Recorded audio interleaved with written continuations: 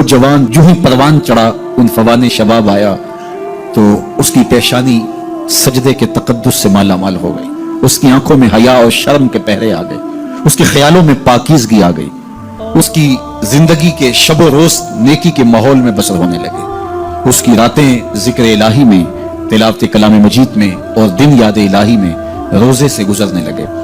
وہ جوان جس کی جوانی اللہ کی عبادت میں گزری، کیونکہ جوانی اگر عبادت میں گزر گئی تو بڑھاپا تو پرنور ہے ہی ہے۔ سب سے مشکل مرحلہ زندگی کا جوانی کا ہے۔ شیطان زیادہ ورغلاتا ہے کسی شخص کو جب وہ جوانی کے مرحلوں سے گزر رہا ہوتا ہے۔ تو جس کی جوانی خیریت کے ساتھ گزر گئی اور اس نے اپنی جوانی کے تقدس کو محفوظ رکھ کے منزل تک پہنچا لیا، اپنی عصمت کے جوہر کی حفاظت کی، اپنی آبرو کو لٹنے نہیں دیا، اپنی آنکھوں کی شرم و حیا پر پہرے بٹھائے اور آنکھ کو برباد نہیں ہونے دیا اور اپنی زندگی کے تقدس کا پہرا دیا، تو جو جوان اپنی جوانی کو خیریت کے ساتھ گزار گیا۔ کسی نے کہا تھا نا، کتاب زیست کا ایک اور باب ختم ہوا، شباب ختم ہوا، ایک عذاب ختم ہوا۔ تو جوانی جس کی منزل تک پہنچ گئی خیریت کے ساتھ، عافیت کے سائے میں، مشکل تو بڑا ہے جوانی کو منزل تک لے جانا، خیریت کے ساتھ، داغدار نہ ہونے دینا، جوانی کے تقدس کو رسوا نہ ہونے دینا، عصمت کے جوہر پہ کالک نہ لگنے دینا، خواہشات کو غالب نہ آنے دینا۔ آسان کام تو نہیں ہے، مشکل کام ہے، لیکن اگر کوئی مشکل کاٹ گیا، جوانی کے تھوڑے سے ایام میں گزار گیا، اللہ اکبر۔ حضرت شیخ خطلی کہتے ہیں، داتا گنج بخش علی حجویری علیہ رحمہ کے مرشد ہیں، الدنیا یوم ولنا فیہا صوم، وہ کہتے ہیں دنیا ایک دن ہے، ہم روزہ رکھ کے گزار رہے ہیں۔ تو روزہ رکھ کے سارا دن گزر ہی جاتا ہے، دوپہر بھی آتی ہے گزر جاتی ہے، اور عصر کا وقت بھی آتا ہے گزر جاتا ہے، کھانے کا وقت بھی آتا ہے، چائے کا وقت بھی آتا ہے، سب کچھ ہوتا ہے، لیکن گزر جاتا ہے، افطار تک بندہ پہنچ جاتا ہے۔ جس نے زندگی روزے کی طرح گزار دی، جس نے جوانی روزہ رکھ کے گزار دی، خواہشات کو بے قابو نہیں ہونے دیا، مشکل کام تھا لیکن اس نے مشکل کام کر دکھایا۔ اجر کتنا بڑا ہے، سنیے اللہ کے محبوب کی زبان سے سنیے۔ حضور نے ارشاد فرمایا جو سیدنا ابو ہریرہ کے ذریعے سے ہمارے تک پہنچا، فرمایا قیامت کے دن جب سورج کا رخ سیدھا ہوگا، زمین تانبے کی ہوگی، لوگ پسینے میں شرابور ہوں گے، کوئی ٹخنوں تک پسینے میں، کوئی گھٹنوں تک، کوئی کمر تک، کسی کو پسینے کی لگام دی جائے گی، اور وہ پسینہ ایسے نہیں ہوگا جس طرح یہ پسینہ ہے، اتنا گرم ہوگا۔ ابن رجب حنبلی کہتے ہیں اس پسینے کا ایک قطرہ اگر احد پہاڑ پہ ڈال دیا جائے تو وہ پگھل جائے، اتنا گرم ہوگا، بدبودار اتنا ہوگا، ایک قطرہ دنیا پہ ڈال دیا جائے، انسان کیا جانوروں کے دماغ بھی پٹ جائیں، اس پسینے میں لوگ شرابور ہوں گے۔ لیکن جس نے اپنی جوانی کو عافیت سے گزارا ہوگا، کل قیامت کے دن جب کوئی سایہ نہیں ہوگا، اللہ اس جوان پر اپنے عرش کا ٹھنڈا سایہ عطا فرمائے۔ وہ شخص جس کو کسی عورت نے دعوت گناہ دی اور وہ صاحب منصب تھی، صاحب جمال تھی، اور اس نے یہ کہہ کے یہ خواہش، یہ آرزو مسترد کر دی، انی خوف اللہ۔ اسی طرح کوئی عورت ہے تو اس نے اپنے تقدس کی حفاظت کی، اپنی آبرو پہ پہرا دیا اور کسی پیشکش کو ٹھکرا دیا، تو فرمایا قیامت کے دن جب کوئی سایہ نہیں ہوگا، اللہ اسے بھی اپنے عرش کا ٹھنڈا سایہ دے گا۔ کیسا سخت دن ہوگا، اور وہ کس اعزاز میں ہوگا، کس تکریم میں ہوگا۔ یہ تو 4 دن 10-20 سال ہیں، اور وہ 50,000 سال کا ایک دن۔ پھر اس کو اللہ کا شکر ادا کرنا ہوگا کہ اللہ تو نے کتنا کرم کیا میرے اوپر کہ میری جوانی خیریت اور عافیت سے گزری، اور آج اس کا تو کتنا بہتر صلہ مجھ کو دے رہا۔ انسان جب کوئی اچھی بات سنتا ہے تو انسان کی فطرت ہے کہ وہ آگے منتقل کرتا ہے۔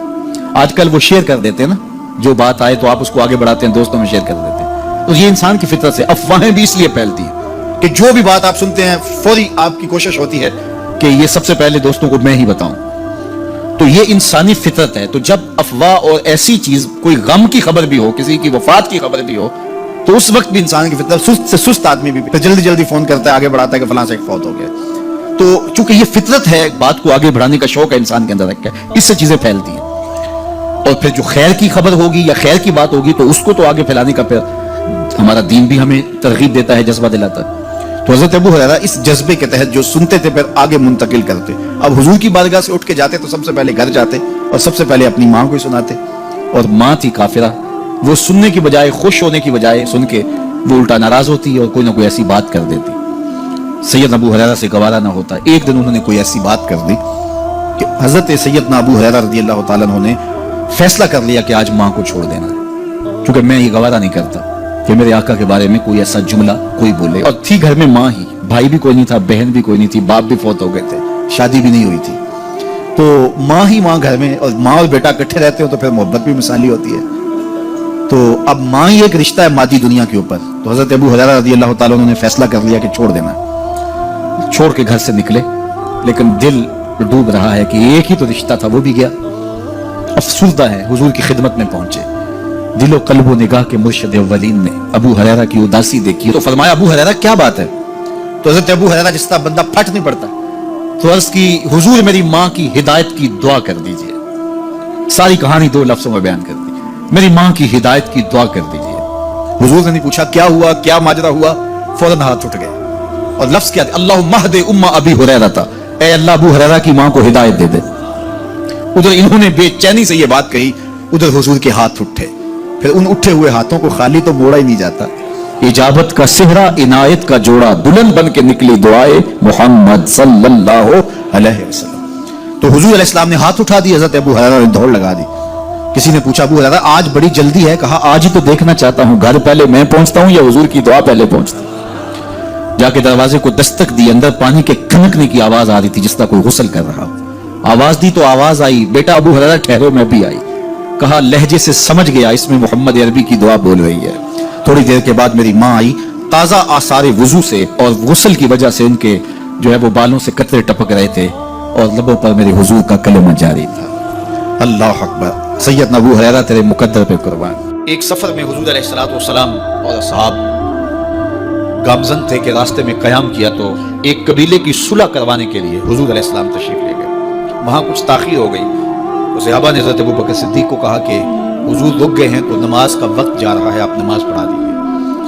تو حضرت ابوبکر صدیق رضی اللہ تعالیٰ عنہ مصلی پہ کھڑے ہو گئے. اب نماز شروع ہوگی, ادھر سے حضور بھی فارغ ہو گئے. تو آقا کریم تشریف لائے.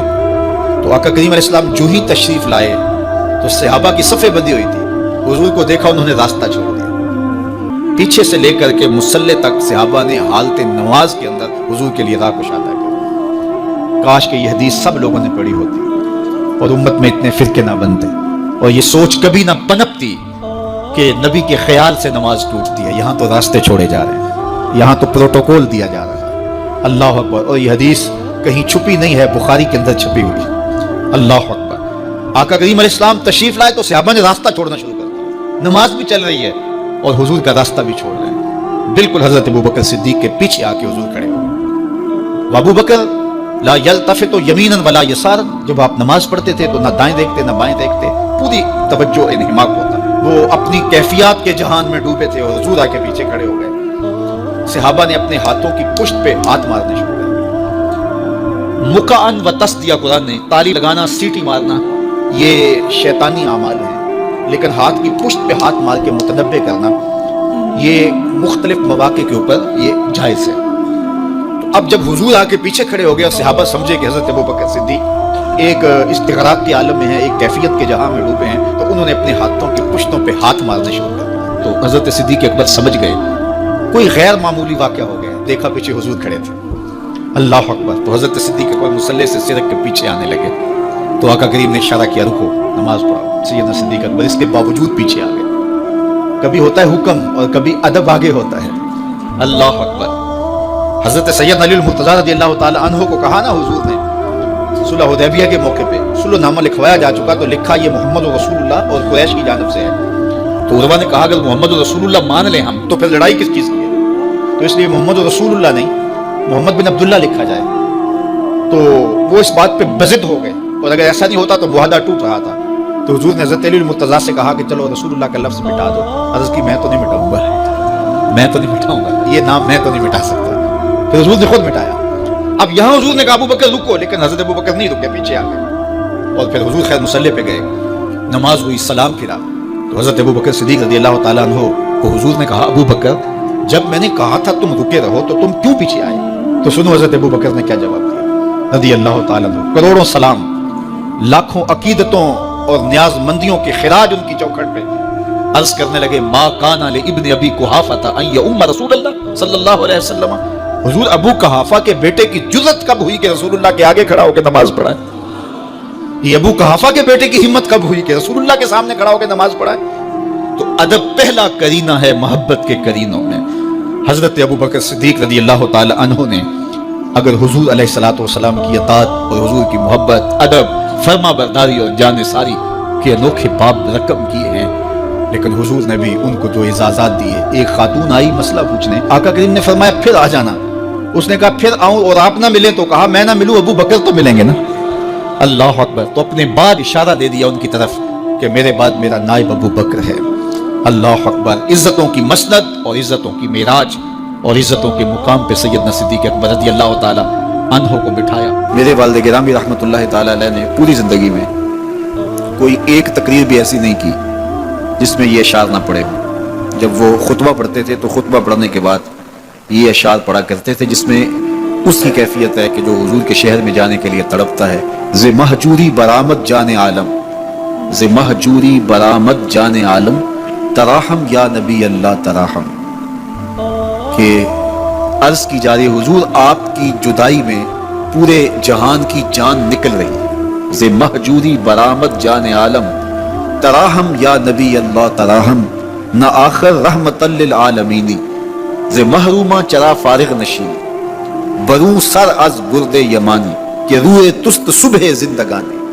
حضور اپنا سر انور اس یمنی چادر سے ذرا نکالیے, چونکہ آپ کا چہرہ انور زندگی کی صبح ہے, زندگی کی بہار ہے. قدیم طائف نالین پاکن, شراک از رشتہ جاں ہائے ماکن. اللہ اکبر. جامی علیہ رحمہ کا انداز کتنا دل آویز ہے. وہ کہتے ہیں حضور آپ طائف کے بنے ہوئے چمڑے کے جوتے پاؤں کی زینت بنائیں. آپ جوتے جو پہنے وہ طائف کا مشہور چمڑا ہو اور اس کے بنے ہوئے. شراک از رشتہ جاں ہائے ماکن, اور اس کے اندر جو تسمے ڈالیں وہ جامی کی جان کے ڈالیں, جامی کے چمڑے کے نہیں, جامی کی جان کے تسمے ان نالین میں ڈالیں جو آپ طائف کے بنے ہوئے نالین زیب تن کریں. وہ ایک شاعر کہتا ہے عربی کا کہ یا لیتنی کنت تربت ایبتکم فلتسمت نعالک ذاک کدی. کاش میں مولوی نہ ہوتا. وہ بہت بڑا شیخ الحدیث گزرا ہے, تو وہ کہتا ہے میں کاش شیخ الحدیث نہ ہوتا, میں مولوی نہ ہوتا, مدینے کی گلی کی مٹی ہوتا, حضور گزرتے تلووں کو چوم لیتا. چے باشد گر کنی سوئے نگاہے, ہمیشہ گر نہ باشد گاہے گاہے, نگاہے یا رسول اللہ نگاہے, صد ہزاراں جبریل اندر بشر, بہر حق سوئے غریبہ یک نظر. یا رسول اللہ انظر حالنا, یا حبیب اللہ اسما قالنا, اننی فی بحر غم مغرقن, خذ یدی ساحل لنا اشکالنا. یا صاحب الجمال و یا سید البشر, من وجهک المنیر لقد نور القمر, لا يمکن الثناء کما کان حقہ, بعد از خدا بزرگ توئی قصہ مختصر. ساری کہانی آ کے یہی ختم ہوتی ہے. تو یہ میری اور آپ کی سعادت مندی ہے. اللہ کی توفیق سے آپ کے لیے اور آپ میرے لیے محبت اور دعا کے جذبات رکھتے ہیں, اور ہم ایک دوسرے کے لیے دعا گو ہیں کہ آج میں حاضر ہوا ہوں اور آپ نے جو ہے وہ میرے لیے اپنی آنکھوں کی چمک اور محبت پیش کی ہے. اللہ یہ دن آپ کو بھی نصیب